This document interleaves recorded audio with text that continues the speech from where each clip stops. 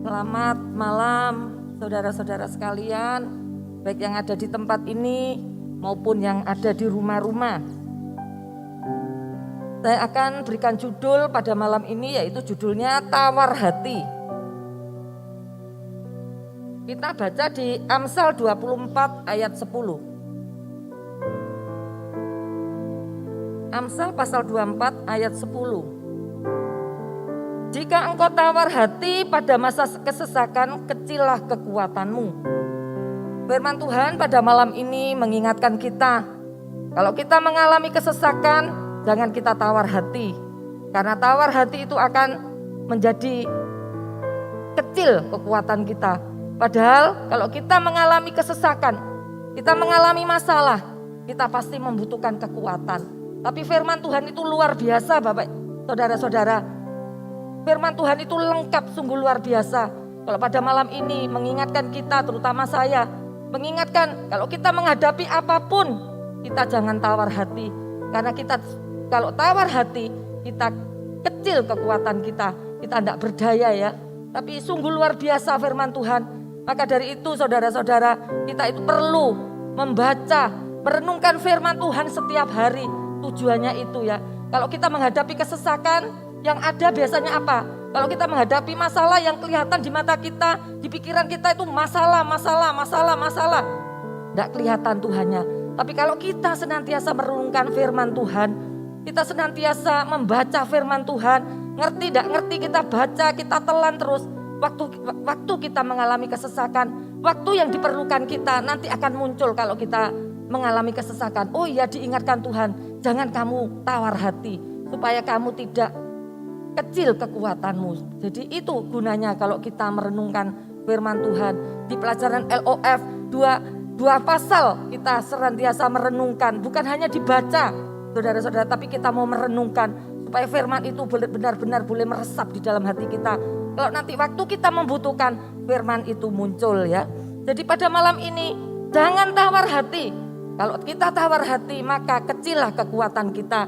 Saya pelajari tawar hati itu ada 99 maknanya ya di bahasa Indonesia sehari-hari. Banyak banget ya, tawar hati. Hatinya tawar, paling gitu ngertinya ya. Tapi di bahasa Indonesia sehari-hari itu tawar hati itu artinya banci katanya. Penakut, pengecut, kecut hati, patah semangat, cemas, khawatir, resah dan lain-lain. Banci. Makanya kalau kita dulu bergurau ya sering kali, banci kamu banci. Ternyata itu maksudnya nyalinya nggak ada, banci, penakut gitu ya. Jadi itulah tawar hati itu artinya itu. Maka kalau kita mengalami apapun masalah dalam kesesakan, jangan sampai kita tawar hati. Saudara-saudara, apa yang tidak dirasakan, siapa yang tidak pernah merasakan kesesakan? Saya secara pribadi sudah sering mengalami kesesakan. Bahkan dari kesesakan yang paling tidak enak sampai kesesakan yang parah. Tapi pada malam ini kita dikuatkan oleh firman Tuhan. Jangan kita tawar hati. Mari kita belah kanan kiri bilang, jangan kamu tawar hati dalam menghadapi kesesakan ya. Karena firman Tuhan itu pasti punya tujuan. Jadi kita memerlukan kekuatan yang dari Tuhan. Kalau saya lihat iya ya, kalau saya kunjungan ada jemaat yang mengalami kesesakan, mengalami masalah. Kalau mereka mengalami tawar hati, pasti umpama contohnya sakit, dia frustasi, sudah aku tidak ada semangat untuk sembuh. Dia belum sudah menyerah dalam keadaan. Otomatis sembuhnya itu lambat ya, karena tidak ada semangat. Tetapi ada yang sakitnya sudah parah, tapi kalau semangatnya berkobar-kobar, dia tidak tawar hati, dia bersama Tuhan menghadapi tantangan itu, dia cepat mengalami mujizat kesembuhan. Jadi sungguh luar biasa. Karena memang kalau kita sakit, kita memerlukan hati yang gembira. Karena firman Tuhan bilang, hati yang gembira adalah obat yang manjur. Jadi firman Tuhan itu luar biasa. Kita dinasehati supaya tidak tawar hati, yaitu supaya kita punya kekuatan yang dahsyat. Belum kita menghadapi masalah, menghadapi kesesakan, belum sudah menyerah. Ya itu nanti kita pasti kalah ya. Kita pasti akan kalah dalam menghadapi. Tapi malam ini sungguh luar biasa. Kita seperti Tuhan bilang kepada Yosua, di Yosua 1 ayat 9, Yosua juga dinasehati. Yosua ayat 1 sampai 9. Bukankah telah kuperintahkan kepadamu, kuatkan dan teguhkanlah hatimu, jangan kecut dan tawar hati, sebab Tuhan Allahmu menyertai engkau kemanapun engkau pergi. Pada waktu itu Yosua diutus untuk membawa bangsa bangsa Israel untuk menuju ke Kanaan. Yosua ini untuk meneruskan Musa ya, karena Musa sudah meninggal. Otomatis Musa sebagai penggantinya dia kecut, dia tawar hati, dia merasa minder, dia merasa tidak mampu. Tapi firman Tuhan bilang, jangan kamu kecut dan tawar hati. Mungkin Musa saat itu dia membayangkan, Yosua waktu itu membayangkan Musa saja membawa bangsa Mesir itu 40 tahun tidak bisa masuk ke Kanaan. Karena apa? Bangsa Mesir itu bersungut-sungut, ngomel sampai padahal dia sering melihat mujizat. Nanti dibawa ke sini, aku tidak ada ininya. Pokok bersungut-sungut. Otomatis Yosua sebagai penggantinya. Coba saudara-saudara bayangkan, kalau memimpin, gak usah memimpin bangsa ya, memimpin Komsel dengan berbagai macam karakter. Otomatis kita punya kecut, bisa ndak ya aku memimpin Komsel ini, bisa ndak ya aku memimpin persekutuan ini ya, aku rasanya ndak layak, ndak bisa. Tapi Yosua sebelum diutus oleh Tuhan, Tuhan bilang, jangan kamu tawar hati, jangan kamu kecut ya, untuk menguatkan Yosua. Karena Yosua ini pasti membayangkan, gimana memimpin bangsa Israel untuk menuju ke Kanaan. Tapi Tuhan juga berpesan pada malam ini bukan hanya kepada bangsa Israel, pada saat kita mungkin di dalam kesesakan menghadapi masalah apapun, baik yang ada di sini maupun jemaat yang ada di rumah, mari kita juga diingatkan, jangan kita tawar hati di dalam menghadapi kesesakan, ya. Seperti Tuhan berfirman kepada Yosua, saat ini apa yang menjadi pergumulan kita? Mungkin menghadapi sekolah, keluarga, anak, suami, apapun, bahkan pelayanan ya. Apapun permasalahan kita saat ini, jangan kita tawar hati. Mari kita kuatkan hati kita, kepercayaan kita kepada Tuhan. Karena Tuhan itu Allah yang luar biasa. Allah yang tidak pernah meninggalkan kita sedetik pun, saudara-saudara. Percaya bukan karena saya yang ngomong, tapi firman Tuhan itu ya dan amin. Mari kita saat ini seperti Tuhan bicara seperti kepada Yosua, jangan tawar hati, jangan kecut kamu. Hadapi apapun, jangan menyerah sebelum kita melangkah itu, jangan menyerah. Kok gini ya, masalahku kok besar banget. Enggak ya, tapi kita mau maju bersama-sama dengan Tuhan. Sehingga akhirnya Yosua boleh menerima janji Tuhan, dia boleh merebut tanah Kanaan. Demikian juga kita pada saat ini, kalau kita mengalami kesesakan, jangan kita tawar hati, supaya kekuatan kita ini tidak kecil ya. Kita tetap kuat, kita tetap bersemangat di dalam Tuhan ya. Selanjutnya, contoh Rasul Paulus begitu luar biasa. Di dalam dia mengalami berbagai macam di dalam pelayanan ya. Tapi mengapa Rasul Paulus juga kuat imannya? Kita baca di 2 Korintus 4 ayat 16 sampai 18.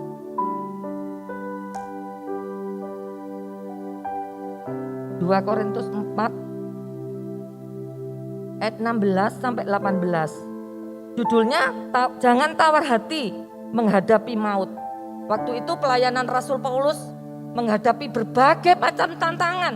Mungkin saat ini kita tantangannya bukan dalam pelayanan, dalam keluarga, dalam usaha, menghadapi apapun. Mari kita belajar seperti Rasul Paulus. Mengapa dia imannya kuat ya?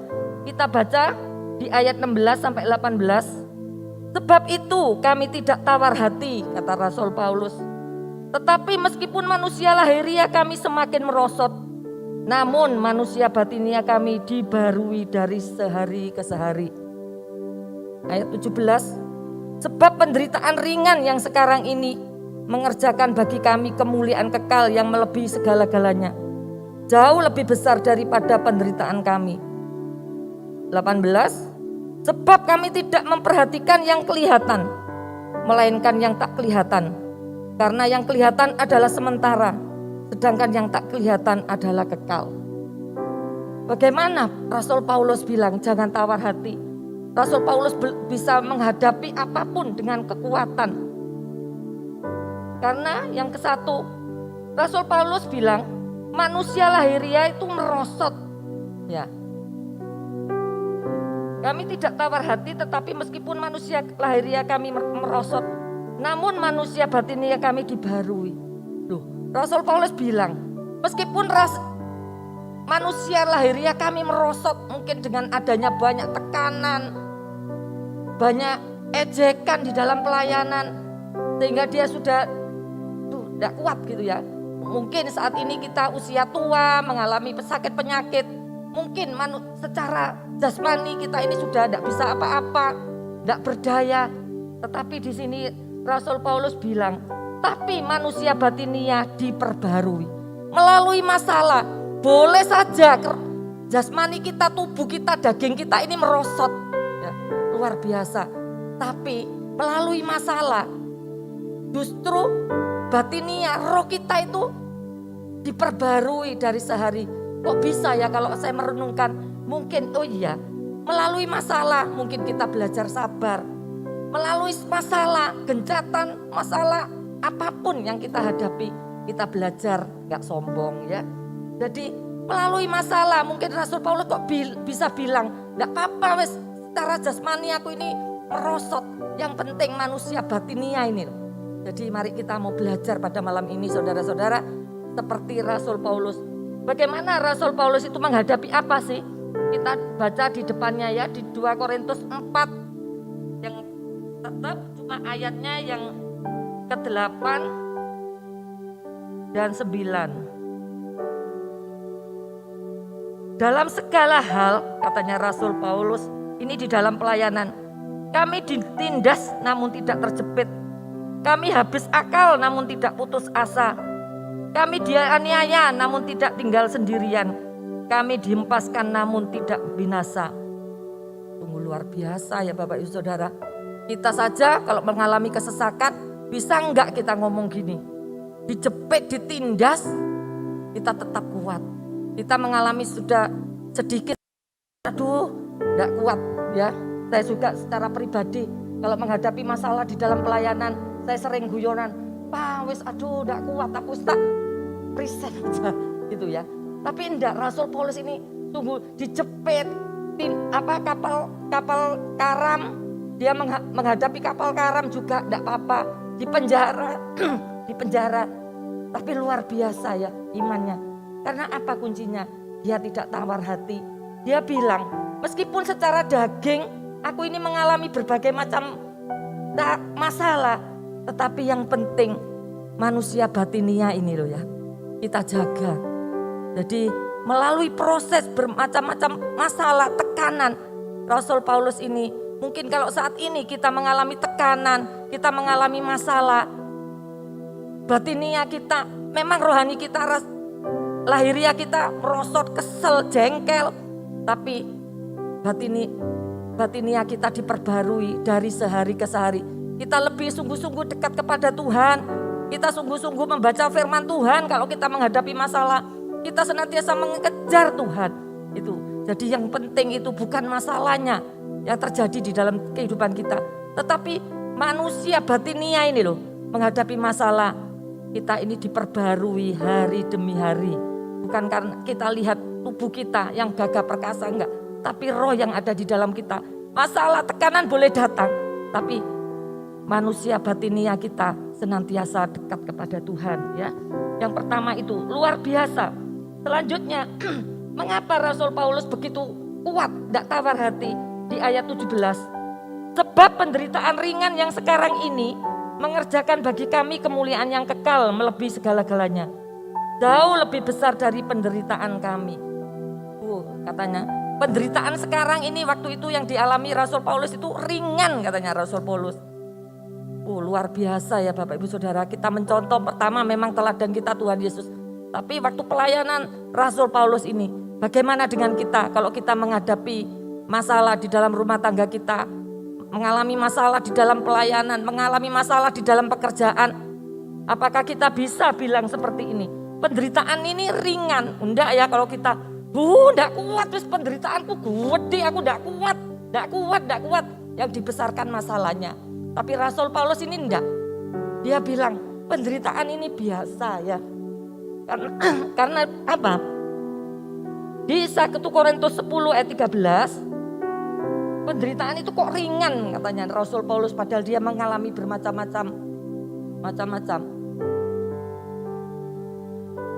Di 1 Korintus 10 ayat 13. Pencobaan-pencobaan yang kamu alami ialah pencobaan-pencobaan biasa yang tidak melebihi kekuatan manusia. Tidak akan membiarkan kamu dicobai melampaui kekuatanmu. Pada waktu kamu dicobai, ia akan memberikan jalan keluar. Jadi waktu dia menghadapi masalah, Rasul Paulus ini memegang ini. Pencobaan-pencobaan itu biasa, tidak akan melebihi kekuatan kita. Setiap kita mempunyai kekuatan, mungkin Mbak Elsa kekuatannya segini. Pencobaannya tidak akan melebihi kekuatan Mbak Elsa. Kalau Mbak Elsa cuma takaran berapa? Saya mempunyai kekuatan segini. Ya, yang lain mempunyai segini. Firman Tuhan berkata, sudahlah, tidak akan melebihi kekuatanmu. Rasanya kalau kita mempunyai masalah itu, masalah kita ini yang paling gede, lainnya enggak ya. Tapi firman Tuhan bilang, sudah, tidak akan melebihi kekuatanmu. Ya. Jadi, laginya Tuhan itu luar biasa. Tidak melebihi kekuatan kita. Allah itu setia, tidak akan membiarkan kamu dicobai melampaui kekuatan kita. Pada waktu dicobai, ia akan memberikan jalan keluar. Pastinya enggak masalah itu aja. Kamu dikasih masalah ini, tapi Tuhan itu akan memberikan jalan keluar. Itu jadi kalau kita mengalami kesesakan, kita mengalami masalah, ingat. Seperti Rasul Paulus, ini pencobaan-pencobaan biasa. Enggak bisa dibandingkan dengan nanti kekalahan. Ini pencobaan-pencobaan tidak melebihi kekuatan kita, sudah tidak usah takut. Jadi itu ya yang memacu kita biar tidak tawar hati. Ya. Luar biasa Rasul Paulus ini. Jadi itu yang membuat dia tetap kuat. Tuhan itu Allah setia. Waktu kita dicobai tidak akan dibiarkan. Ya. Kita sebagai anaknya pasti diberikan jalan keluar. Kita diberikan kekuatan. Roh Kudusnya memberikan penghiburan. Itu kita pegang janji Tuhan ya. Jadi mari kita mau belajar bersama-sama pada malam ini. Kita tidak boleh tawar hati. Ingat terus menghadapi apapun, kita tidak boleh tawar hati. Ya. Selanjutnya di ayat 18. Sebab kami tidak memperhatikan yang kelihatan, melainkan yang tidak kelihatan. Karena yang kelihatan adalah sementara, sedang yang tak kelihatan adalah kekal. Jadi kalau kita melihat yang kelihatan, masalah ini kok gini ya, di dunia ini kok gini. Kebanyakan kita melihat yang kelihatan. Aku kok gak dijawab doanya, aku kok gak dijawab doa-doaku, pergumulanku. Tapi jangan kita fokus kepada di dunia ini aja. Karena kita ini adalah warga negara sorga. Tujuan kita, ya memang Tuhan itu pasti menolong kita. Tuhan itu pasti memberikan jalan keluar kepada kita.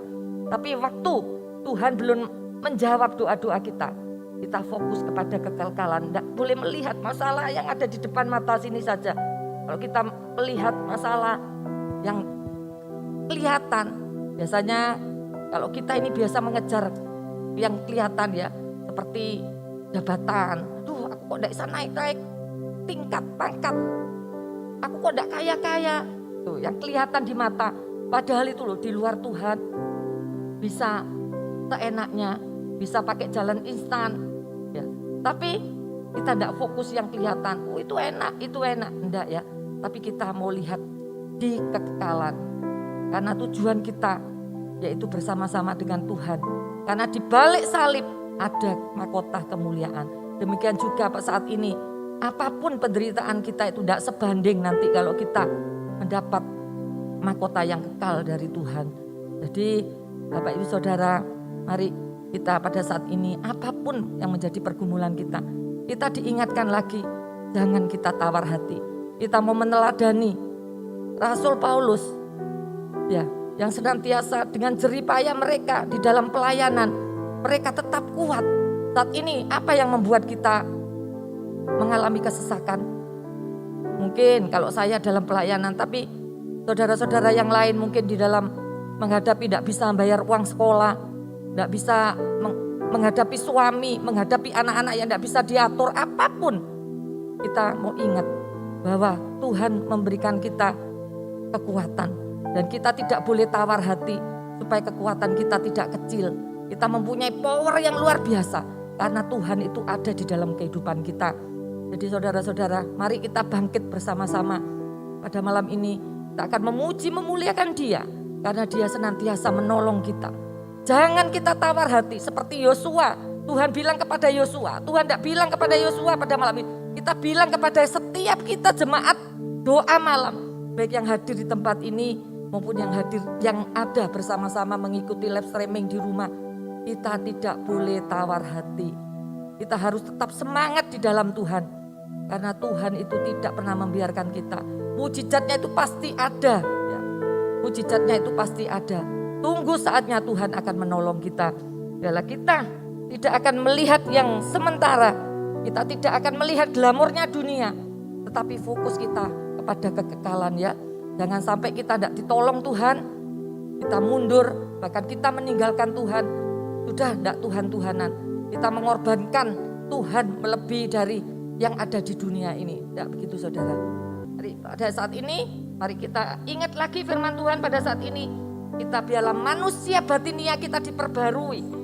Penderitaan kita itu ringan, ya. Dan kita tidak fokus kepada yang kelihatan, tetapi fokus kita kepada yang tidak kelihatan. Sehingga kita menghadapi apapun tekanan, kita tidak tawar hati. Tuhan Yesus memberkati kita.